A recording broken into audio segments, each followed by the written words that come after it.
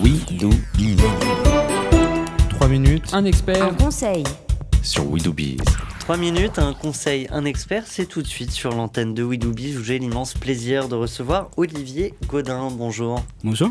Olivier Godin, vous êtes expert comptable, commissaire aux comptes, associé chez Alliantis, également membre du groupement Différence.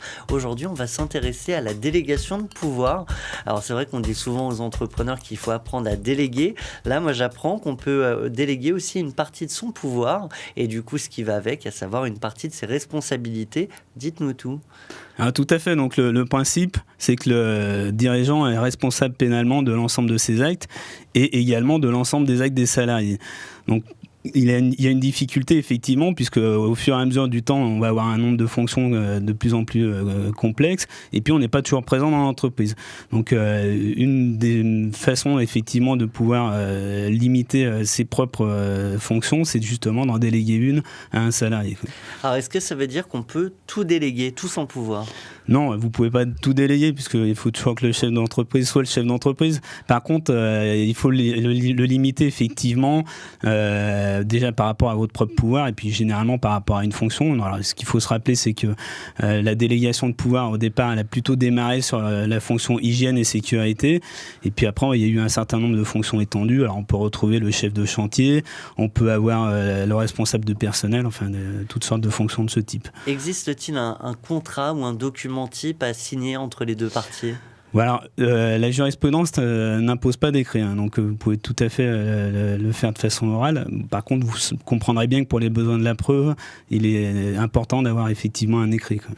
Est-ce qu'il y a, si on veut conclure, 3 ou 2 intérêts particuliers pour le chef d'entreprise à cette délégation de pouvoir ? Alors, je rajouterais d'abord une chose qu'on n'a pas évoquée, c'est que déjà pour faire la délégation de pouvoir, il faut déjà avoir la bonne personne. La bonne personne, c'est avoir quelqu'un effectivement qui ait l'autorité, les compétences et les moyens nécessaires. Donc l'autorité, ça signifie qu'il y a des pouvoirs qui lui ont été conférés pour pouvoir œuvrer, et notamment si besoin, il peut sanctionner. La compétence, elle est liée à sa formation ou bien à son expérience professionnelle, et puis les moyens nécessaires mis à sa disposition, ça signifie qu'il y a un budget qui lui est alloué pour pouvoir prendre un certain nombre de commandes ou autres, enfin liées à sa fonction, quoi. Je reviens sur les intérêts de la délégation de pouvoir pour l'entrepreneur. Alors les intérêts, notamment le premier, on l'a évoqué au départ, c'est surtout effectivement en termes d'organisation. Le deuxième peut être en termes de motivation du cadre à qui on va confier une fonction supplémentaire. Et puis, bien entendu, ça permet de simplifier un petit peu la gestion de l'entreprise.